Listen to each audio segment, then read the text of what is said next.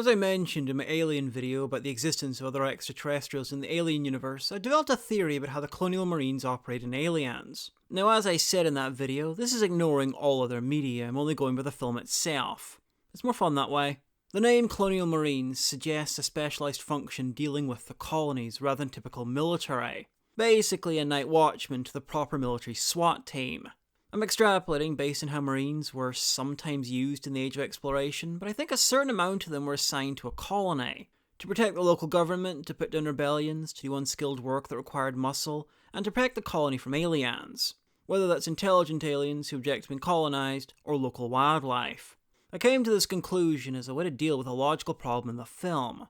Burke, Gorman, and especially Hudson boast about how amazing the Marines are, but when in action, they're clearly not. They panic, they get annihilated, they usually don't listen to the experts, and they don't do basic recon on where they're meant to be fighting. Look where your team is. They're right under the primary heat exchangers. So? An organisation of ultimate badasses would have found out something like that before they sent 81.82% of their soldiers in. Yeah, I did the maths. Hell, they wouldn't have sent that many of their soldiers in. Yeah, Gorman's inexperienced, but that's not just inexperienced, that's the Marines being a bit crap at soldiering.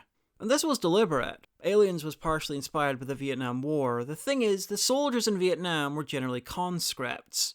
Trained, yes, like the Colonial Marines, but not the best of the best that the Colonial Marines are claimed to be. See, these Colonial Marines are very tough hombres.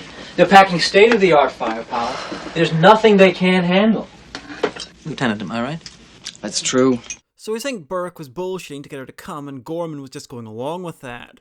She had been in cryo until recently after all, and there's no reason to think that she'd be familiar with the minutiae of the present-day military. And I think Hudson was just an arrogant jackass. Because he's clearly an arrogant jackass. Hey Ripley, don't worry. Me and my squad of ultimate badasses will protect you. I think when a colony is deemed safe, either through pacification or because they found no evidence of hostile wildlife, then the majority of the Marines are pulled out and reassigned. Which would mean there was a small contingent of lightly armed Marines at Hadley's Hope. And the firefight evidence bears this out. So you copying this? Looks like hits from small arms fire.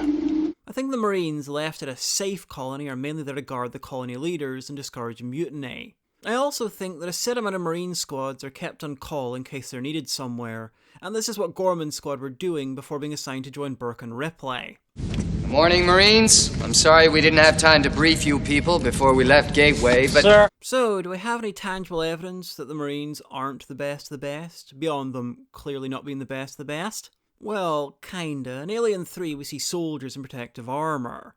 I think these are the actual ultimate badasses, special forces in the proper military, but also used by the company for important missions, such as nabbing a xenomorph. What do the proper military do? Well, it's never outright stated in the first 3 Alien films that there's other human groups out in space that oppose the company, but it makes sense. Resurrection even backs this up by having Weyland-Yutani bought out by Walmart. Oh, they went under decades ago, get him in way before your time. Bought out by Walmart. And it's not part of the film, so I'm not using it as evidence, but one of the unmade Alien 3 scripts features a rival communist human organisation. The last bit of evidence that I have that the Marines aren't an elite force is Vasquez and Drake. Both were arrested in their youth and had a choice between jail or the Marines. That's not in the film, but it was in Cameron's script. And historically, penal units are rarely the best units. Anyway, in short, the Colonial Marines were a less important part of the military who generally protected colonies from low-level problems. This is why they were crap in Aliens, and why their tech is noticeably less impressive than the actual elite military guys we see in Alien 3. Anyway, look at that, we have about half a video left. I think we should find something else to talk about.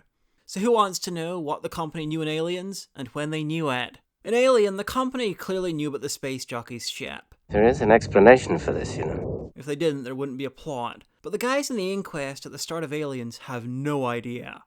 LV-426 was chosen for colonization not out of some long-term plan, but sheer coincidence. The colony had been there for 20 years. If the planet was chosen to find the xenomorph, then they'd have sent more people and done a proper sweep. Not built a colony and waited decades for the colonists to stumble upon it themselves.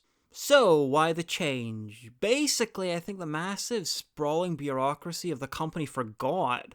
It got lost in the reams of space bullshit it deals with, and Ripley was the first time anyone alive had heard about the xenomorph.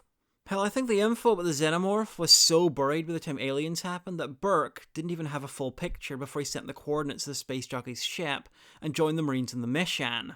Why? Because if he had any idea about how dangerous the xenomorph really was, then he wouldn't have gone.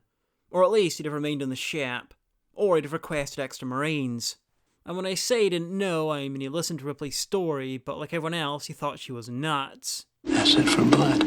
If the company knew in Aliens what it knew in Alien, that it wanted the xenomorph badly and everyone else expendable, then they definitely wouldn't have sent a small, ragged, fairly crap team led by an inexperienced guy. They'd have launched a much bigger mission with more competent soldiers to minimize the chances of failure. They'd have kept them on the ship with the explicit instructions to freeze everyone who came back from the planet. Apart from anything else, more people means more potential samples. And then they'd kill or bite any survivors. So the mission in Aliens is definitely not the company's doing. The fact that it's a small squad and Burke went in person suggests that nothing Burke did was part of a grand scheme. He's not lying here. So I made a decision and it was wrong. It was a bad call, Ripley. He sent the transmission out of curiosity, and he was assigned to the colony mission because he knew Ripley. When it became clear exactly how dangerous the xenomorph was, I assume his plan was to escape with the surviving Marines, and then return in another, better planned, better manned, better equipped mission, with the full backing of the company, staying on the ship this time. That way he could reclaim the facehuggers the colonists captured. It's not like they're going anywhere. Hell, he could bring some androids and avoid the colony altogether, just send them into the space jockey's ship and get samples safely. But when Hicks agrees to nuke the site from orbit, all that changes. All he can salvage are the facehuggers. And then, when Ripley threatens to expose him, he gets desperate and tries to kill two birds with one stone. At this point, getting the embryos out is basically survival for him. The company was going to find out that he sent the initial message, that the colonists were wiped out, then the squad was lost, and then the colony got nuked.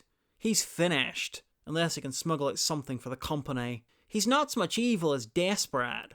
The big remaining question is, why are there so few Marines stationed on such a large ship? Why is no one left on board? Well, in real life, the answers to these questions are simple: budget and drama. But why in universe? And why did the Marines just come from another mission? Good morning, Marines. I'm sorry we didn't have time to brief you people before we left Gateway, but... Sir. I've seen people suggest that this was planned by either Burke or the company to minimize the amount of people who'd find out about the xenomorph. But I disagree.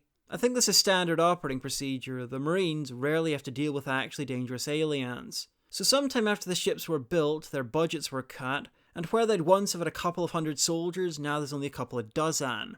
And this is why the Marines came directly from another mission. There's a lot fewer Marines than there used to be. Ultimately, you could say that one of the many things that Aliens is about is the failure of a large organization. The company in Alien is basically God. It knew everything and had the crew's very lives in its hand. But in Aliens, it lost vital information, it's got its profitable norms, and it's resistant to information that messes that up. It's done brutal budget cuts on important things, like the Marines, because they operate fine inside the norms. And as a result, when the abnormal happens, like the xenomorphs, they're screwed. Hell, if I was an economics YouTuber, I'd probably make a long-winded argument that one of the many things the film is about is the failures of Reaganism. How a previously all-powerful organization can budget cut itself into impotence when it meets the unexpected. But I'm not an economics YouTuber, so I'll just take that as read and say capitalism is shit. And that's that. Feels kind of incomplete just leaving this at 2 videos, so I'll do my best to think of something fun to do with Alien 3 and Resurrection.